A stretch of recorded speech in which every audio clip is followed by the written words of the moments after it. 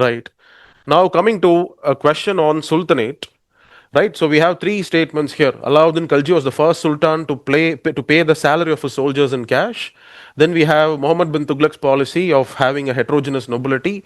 Then Firoz Shah Tughlaq brought in a hereditary succession principle, both army and nobility. And we have three statements here. Okay, if you actually see how many students have got this question right, okay, most of them have got it wrong. There are very few exceptions, one, two, three, four, and somebody here. So out of 20, five of them have got this right. Okay, which means 25% is the success rate.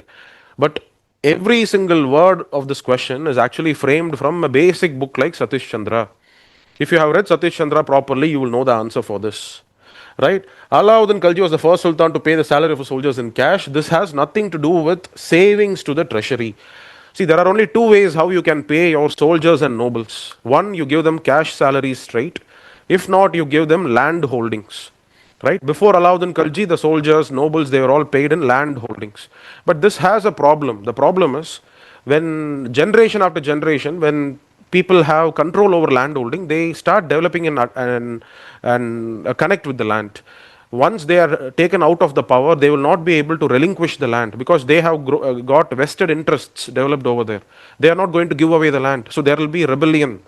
So Alauddin Khalji did not want that kind of instability. So that is why he decided, let me pay directly in cash. So if at all I don't like a soldier, I can just simply throw him out. And he will not have any connection to the land, with the help of which he will think of stirring up a rebellion in the future.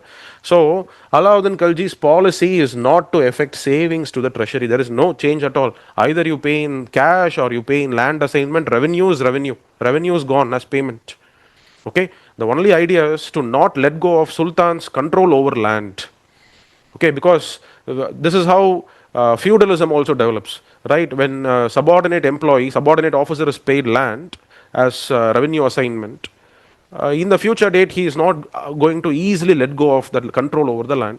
Okay, so he and his descendants, his successors will all start feeling that they are the custodians of this land. Nobody can take this from our hand. It is to prevent that kind of mentality from developing. So it has nothing to do with savings to the treasury.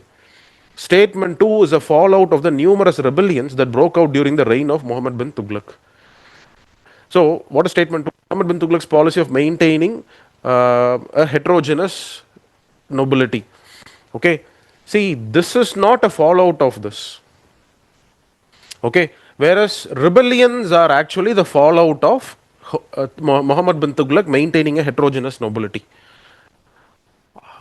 Until Khalji came to power, the nobility was pure-bred Turks. When Khaljis came, they made sure they brought some Afghans into the nobility. But still, the nobility is not, it's not widespread enough. It's not heterogeneous enough. And Muhammad bin Tughlaq felt, if he has a more heterogeneous nobility, that will be a good check and balance against each other. No one group shall be able to dominate, and no one group shall be vocal enough to cause problems for the Sultan in the future. So Muhammad bin Tughlaq wanted to create a heterogeneous nobility. Right? He brought Indian Muslims, those who have converted, Indians, Hindus who have converted to Islam.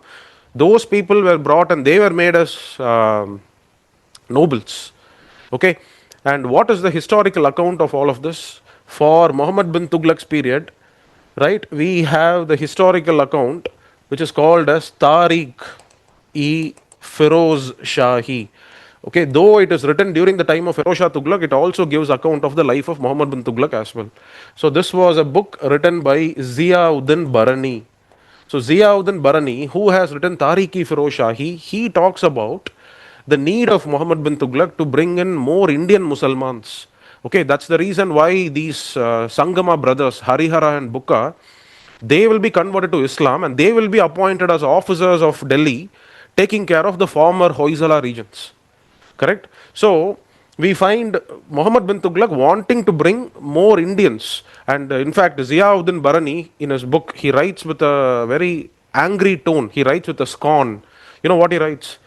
Wine distillers, barbers, they have all now been made as nobles by Muhammad bin Tughlaq. Basically, he is referring to Indian nobles, Indian converts, Hindu converts. It's that anger that you find reflected in his tone.